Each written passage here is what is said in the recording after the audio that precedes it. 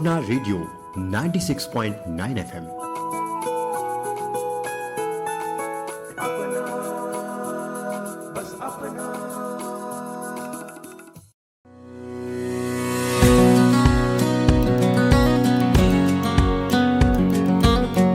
नमस्कार दोस्तों, मैं आरती स्वागत करती हूँ आप सभी का हमारे विशेष कार्यक्रम हिम्मत की उड़ान में।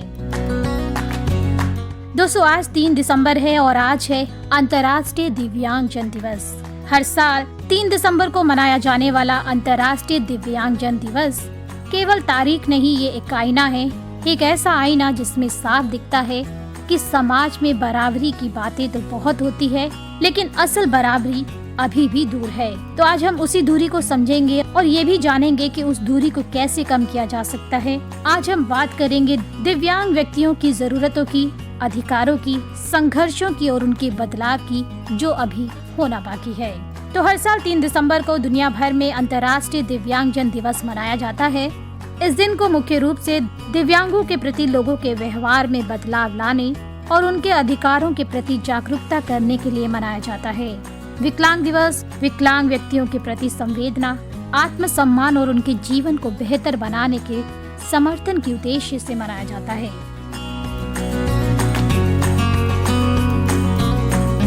दोस्तों, इस दिन के इतिहास पर नजर डालें तो संयुक्त राष्ट्र महासभा ने 1981 को विकलांग व्यक्तियों का अंतर्राष्ट्रीय वर्ष घोषित किया था। इसके बाद राष्ट्रीय, क्षेत्रीय और अंतर्राष्ट्रीय स्तर पर विकलांग लोगों के लिए पुनरुद्धार, रोकथाम, प्रचार और बराबरी के मौके पर जोर देने के लिए एक योजना की शुरुआत की गई। संयुक्त राष्ट्र महासभा ने 1983 से 1992 को विकलांगों के लिए संयुक्त राष्ट्र के दशक की घोषणा की थी, ताकि वो सरकार और संगठनों को वैश्विक कार्यक्रम में अनुशासित गतिविधियों को लागू करने के लिए एक लक्ष्य प्रदान कर सके।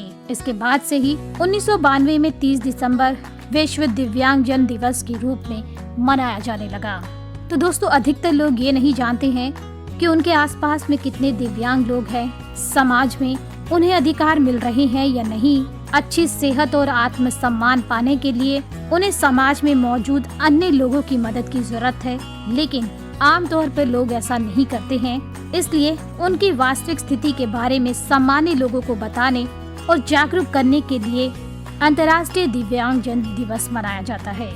आप देखेंगे हमारे आसपास हजारों लोग हैं जो रोज कुछ ऐसा कर जाते हैं जिससे सामान्य कहलाने वाले लोग अक्सर करने की भी नहीं सोच पाते हैं। एक पैर से मैराथन की दौड़ लगाना, हाथों के बिना पेंटिंग बना देना, ना देख पाने के बावजूद संगीत के सुरों को पहचान लेना, सुर नहीं पाने पर भी पूरी दुनिया को अपनी आवाज दिखा देना, ये कोई फिल्मी लाइन नहीं, ये हकीकत है। तो विकलांगता शब्द नहीं, ये जिंदगी की सच्चाई है। यूएन के आंकड़े कहते हैं कि दुनिया की 15% आबादी किसी न किसी रूप में दिव्यांगता के साथ जी रही है, यानी हर 7वां इंसान दिव्यांग है। भारत में करोड़ों लोग हैं जो सुन नहीं सकते, बोल नहीं सकते, चल नहीं सकते, देख नहीं सकते या किसी मानसिक या बौद्धिक चुनौती का सामना कर रहे हैं। दिव्यांगता कोई कमी नहीं, एक तरह की चुनौती है, और चुनौती तब मुश्किल बनती है जब समाज की सोच रास्ते में दीवार बनकर खड़ी हो जाए। तो आज हम जानेंगे हमारे इस विशेष कार्यक्रम में हमारे विशेषज्ञ ललित कुमार जी से, जो कि संस्थापक है विकलांगता.com में। तो सर, सबसे पहले तो मैं आपका स्वागत करती हूँ हमारे आज के इस विशेष कार्यक्रम में। जी, बहुत बहुत धन्यवाद जी। तो सर, आज के इस विशेष कार्यक्रम में सबसे पहले तो मैं आपसे यही जानना चाहूंगी कि भारत में जो दिव्यांग व्यक्तियों की सबसे बड़ी वास्तविक समस्या क्या है? अवसरों में कमी है या समाज की सोच है? देखिए, समस्याएं तो कई हैं, तो ये कह पाना कि कौन सी सबसे बड़ी है ये बहुत मुश्किल होगा, लेकिन कुछ 1-2 चीजें मैं जरूर इसमें बताना चाहूंगा बड़ी समस्या के तौर पर। एक तो बहुत बड़ी समस्या हमारे देश में विकलांगजन के लिए ये है कि जॉब नहीं मिल, दूसरा सुगम्यता की समस्या है, और तीसरा एक सामाजिक जो सोच है, लोगों का जो दृष्टिकोण है विकलांगजन और विकलांगता के प्रति, वो बहुत नकारात्मक है हमारे देश में। तो ये मुझे लगता है कि 3 सबसे बड़ी शायद समस्याएं गिनी जा सकती हैं जो हमारे देश में इस वक्त है। की कमी जो है वो विकलांगजन को आर्थिक रूप से सक्षम और स्वतंत्र होने से रोकती है।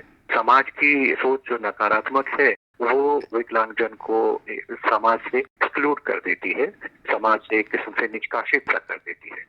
अक्सर हम जब कभी मैं ये बात कहता हूँ तो कई लोग मुझे बोलते हैं कि नहीं, आप अपने आसपास देखिए, विकलांगजन तो अच्छे से समाज के अंदर समावेशित हैं, इंक्लूडेड हैं। लेकिन सच्चाई ये नहीं है। जब हम मेट्रो सिटीज में देखते हैं, दिल्ली एनसीआर है, मुंबई है, चेन्नई, कोलकाता, जयपुर, जो बड़े शहर हैं, वहां पर शायद हमको स्थिति थोड़ी बेहतर दिखाई दे। लेकिन अगर हम गांव देहात में चले जाते हैं तो हमें दिखाई देती है वास्तविकता।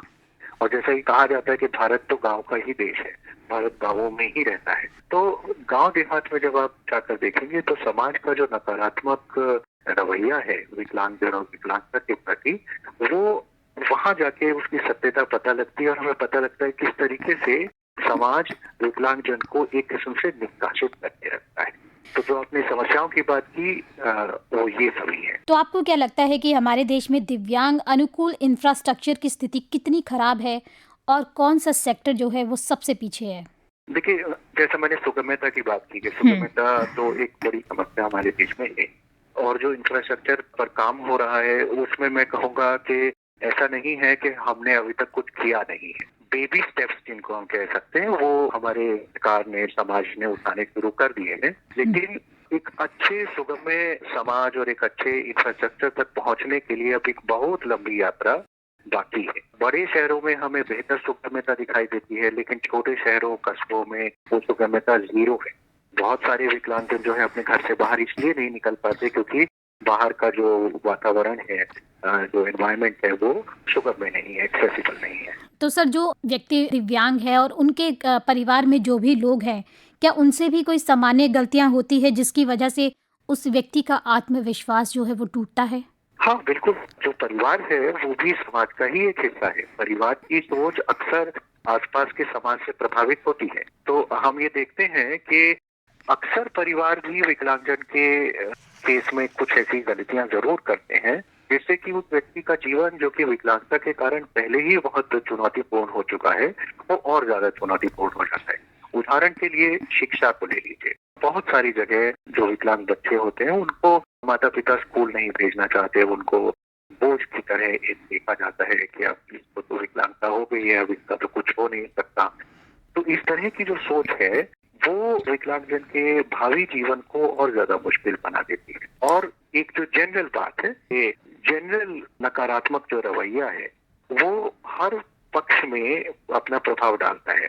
चाहे वो आर्थिक पक्ष हो, वही समाज, मान लीजिए किसी मोहल्ले में कोई दुकान है, वो दुकानदार अपने ही मोहल्ले के किसी विकलांग व्यक्ति को जॉब देने से पहले 10 बार सोचेगा, शायद नहीं देगा, जबकि वो किसी ऐसे व्यक्ति को जॉब देना चाहेगा जिसको विकलांगता नहीं है। तो बहुत सारे पक्षों में ये जो नकारात्मक रवैया है हमें दिखाई देता है। दिव्यांगता सिर्फ मेडिकल स्थिति नहीं, एक सामाजिक मुद्दा भी है। इसे समझने में लोग क्यों चूक जाते हैं? आपका क्या मानना है? जो आधुनिक सोच है विकलांगता को लेकर, वो यही कहती है कि विकलांगता कोई मेडिकल समस्या नहीं है, वो सामाजिक समस्या ज्यादा है, वो सोशल प्रॉब्लम है।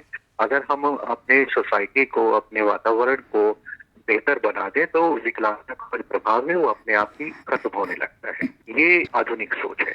लेकिन हमारा समाज जो है, भारत का समाज, उसमें मुझे ऐसा लगता है कि हमें भारत आस्था का देश है। तो आस्था के विभिन्न स्तरों पर लोगों को जो सिखा दिया जाता है, चाहे वो पौराणिक कथाओं के जरिए हो या वो पुरानी प्रचलित मान्यताओं के जरिए हो, जो कुछ उनको सिखा दिया जाता है वो उसी को रिपीट करते जाते हैं, उसमें बदलाव की कहीं कोई गुंजाइश नहीं रखते। तो ये जो आधुनिक सोच अब उन्नत हुई है कि विकलांगता एक सामाजिक समस्या है, उसमें भारत में इसलिए बदलाव नहीं हो पाता है क्योंकि मैं कहूँगा, अगर एक शब्द में इसको कहा जाए कि रूढ़िवादी सोच है, जिसमें बदलाव की कोई संभावना नहीं होती और एक जड़ता रहती है, एक स्थिरता रहती है, बदलाव नहीं होता। उसके कारण ये आधुनिक जो व्यू है विकलांगता को लेकर, वो हमारे समाज में सेट नहीं हो पा रहा है। सरकारी योजनाएं जो हैं वो चलाई जा रही हैं, उसके बारे में थोड़ा सा आप बताएं और थोड़ा सा ये भी बताएं कि क्या वो उन तक पहुंच रही है और वो उसका लाभ उठा रहे हैं? देखिए, सरकारी योजनाएं बहुत हैं। बहुत सारी जो योजनाएं हैं वो केंद्र सरकार चलाती है, कुछ योजनाएं राज्य सरकारें चला रही हैं। अलग अलग राज्यों में अलग अलग प्रकार की योजनाएं चल रही हैं। तो योजनाएं तो काफी है, लेकिन जो आपके प्रश्न का दूसरा हिस्सा है कि क्या वो उन तक पहुंच रही है, वो ज्यादा महत्वपूर्ण है। और उसका उत्तर मैं ये कहूंगा कि इसको हम 50-50 मान सकते हैं। जी। कुछ केसेस में पहुंच रही हैं, लेकिन अभी उसमें बहुत गुंजाइश बाकी है। उदाहरण के लिए आप यूडीआईडी कार्ड को ले लीजिए। ये एक बहुत अच्छी पहल की जो केंद्र सरकार ने शुरू की कि हर विकलांग व्यक्ति के लिए एक ही डॉक्यूमेंट बने जो उसकी विकलांगता को प्रमाणित करता हो। पहले ये होता था कि हर राज्य सरकार अपना अपना सर्टिफिकेट अलग जारी करती थी। एक राज्य का सर्टिफिकेट दूसरे राज्य में नहीं चलता था। तो केंद्र सरकार ने यूडीआईडी कार्ड की स्थापना की। लेकिन अब समस्या क्या हो रही है कि यूडीआईडी कार्ड लोगों को मिल नहीं रहे हैं, यूडीआईडी कार्ड में गलतियां हो रही हैं, और उन सब चीजों के चलते विकलांगजन को बहुत ज्यादा समस्याओं का सामना करना पड़ रहा है। ये एक उदाहरण है, मात्र एक उदाहरण है जो ये बताता है कि योजनाएं काफी है, लेकिन उनका जो क्रियान्वयन है उसमें बेहतरी करने की जरूरत है। पेंशन का उदाहरण ले लीजिए। कई राज्यों में दिव्यांगता पेंशन इतनी कम है कि उसका कोई मायने नहीं रह जाते। वो समझ लीजिए कि एक सिंबॉलिक होकर रह जाती है। मेरे ख्याल से शायद बिहार में 400 रुपया है। तो अभी आज के समय में एक व्यक्ति का जीवन 400 रुपये पर कैसे आधारित हो सकता है? तो कुछ चीजों में डेफिनेटली बेहतरी करने की जरूरत है। दिव्यांग व्यक्तियों के लिए टेक्नोलॉजी है वो कितनी गेम चेंजर है और कौन सी तकनीक जो है सबसे ज्यादा मददगार साबित हो सकती है? देखिए, टेक्नोलॉजी तो बहुत ही बड़ा एक वरदान है किसी के लिए भी, और खासतौर से विकलांग के लिए। और विभिन्न प्रकार की विकलांगताओं में टेक्नोलॉजी ने बहुत मदद की है विकलांगजन की। उदाहरण मैं ले सकता हूँ यूपीआई का। यूपीआई को मैं एक बहुत महत्वपूर्ण कदम मानता हूँ। देखिए, एक तो हमारे देश में विकलांगजन आर्थिक रूप से उतने सक्षम नहीं है, लेकिन जो हैं उनके लिए भी बहुत सारी समस्याएं होती थी। बैंक नहीं जा पाते थे, बैंक की जो एक्सेसिबिलिटी है, सुगमता है, वो कम है। तो यूपीआई ने इस चीज को खत्म। तो टेक्नोलॉजी से बाकी सब लोगों को तो खैर मदद मिली ही है, लेकिन विकलांगजन को बहुत इससे फायदा हुआ है। मैं इसका उदाहरण बार बार इसलिए देता हूँ यूपीआई का, क्योंकि इसने मेरे जीवन के अंदर बहुत अच्छा प्रभाव डाला है। पोलियो है, मैं अपने बैंक की ब्रांच में कभी जा नहीं पाता था यूपीआई से पहले। तो कोई भी छोटा सा बैंक ट्रांजैक्शन करना हो, चेक से कुछ पैसा डालना है, कुछ पैसा निकालना है, तो हर बार बैंक ब्रांच जाना होता था, किसी और के ऊपर निर्भर रहना होता था। वो चीजें अब समाप्त हो। तो ये एक उदाहरण है, एक बहुत अच्छा उदाहरण है कि किस तरह टेक्नोलॉजी विकलांगजन के जीवन को बेहतर बना सकती है। एक और मैं आपको उदाहरण दे देता हूँ ब्रेल का। ब्रेल जो दृष्टिबाधित लोग हैं, वो ब्रेल उनके लिए एक वरदान है। लेकिन समस्या ये रही कि ब्रेल में पुस्तकें प्रकाशित करना बहुत ज्यादा महंगा काम, इसलिए ब्रेल में ज्यादा पुस्तकें आती नहीं थी। पर अब टेक्नोलॉजी ने ऑडियो बुक्स जब से आई हैं, तब से ब्रेल की जो जरूरत है वो थोड़ी कम हो गई है। अब जो लोग देख नहीं पाते हैं वो ऑडियो बुक्स के जरिए किताबों को सुन पा रहे हैं, और ऑडियो बुक्स बहुतायत में उपलब्ध है, और एक ऑडियो बुक को तैयार करने का जो खर्च है वो भी कम रहता है। तो टेक्नोलॉजी ने तो बहुत बड़ा प्रभाव डाला है, और आने वाले समय में अभी एआई का जमाना है, तो एआई भी डेफिनेटली इस क्षेत्र में बहुत बड़ा कमाल करेगी, और मुझे उम्मीद है कि विकलांगजन का जीवन और बेहतर होगा। सर, एक सवाल मेरा आपसे ये है कि जो दिव्यांग व्यक्ति है उनके जो मानसिक स्वास्थ्य को है अक्सर नजरअंदाज कर दिया जाता है, तो ऐसा क्यों होता है और क्या लगता है कि इसका सबसे बड़ा नुकसान क्या हो सकता है? मानसिक स्वास्थ्य पर तो देखिए हमारे समाज में वैसे भी ध्यान नहीं दिया जाता है। बिल्कुल। तो उसको वैसे भी एक सेकेंडरी चीज माना जाता है। ये सोचा जाता है कि किसी को अगर बुखार है शरीर में तो वो तो एक बीमारी है, लेकिन अगर कोई मन से परेशान है तो वो कोई समस्या नहीं है। और अगर व्यक्ति को विकलांगता है तो वैसे देखिए, विकलांगता से व्यक्ति केवल शरीर के स्तर पर नहीं जूझता है, मन के स्तर पर भी जूझता है बहुत ज्यादा, और इस चीज को हमारा समाज समझता नहीं है। तो इसलिए जो वो मानसिक स्वास्थ्य है उसकी तो अनदेखी होती ही है, और उसकी वजह से विकलांगजन के भीतर आत्मविश्वास की कमी होती है, हीन भावना जन्म लेती है।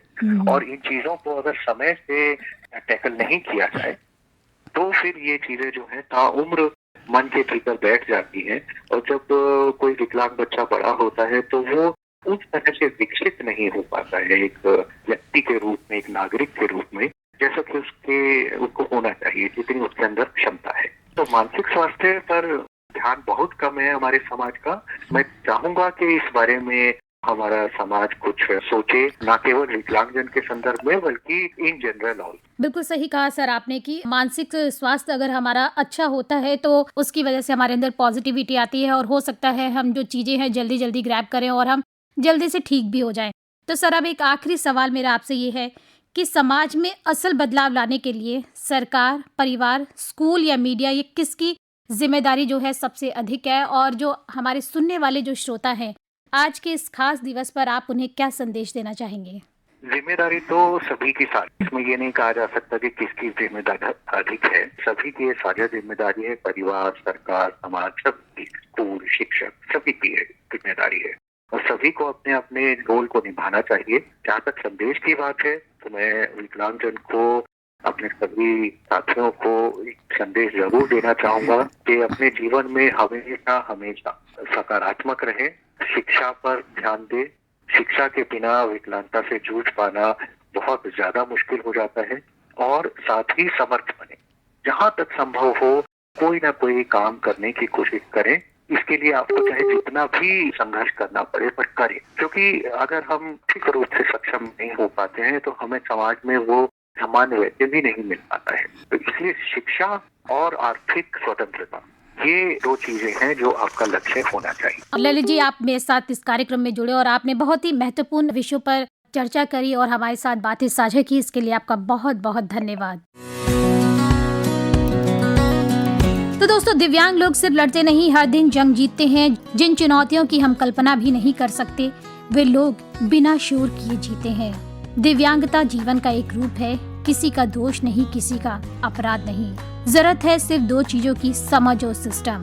जहाँ सिस्टम मजबूत है, वहाँ दिव्यांग व्यक्तियों की प्रतिभा पहाड़ों को हिला सकती है। तो आज का ये दिन हमें याद दिलाता है कि हमें अभी बहुत कुछ बदलना है, अभी बहुत दूर जाना है।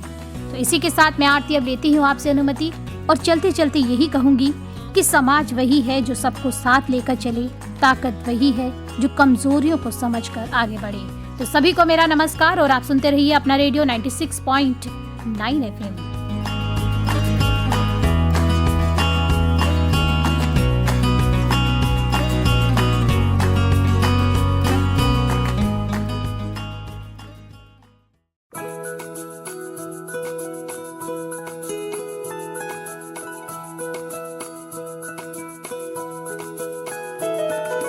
मेरी ख्वाहिशें, मेरे अरमान, मेरा बस यही सपना, जिंदगी में हर कोई समझे हम सफर मुझे अपना, अपना, बस अपना।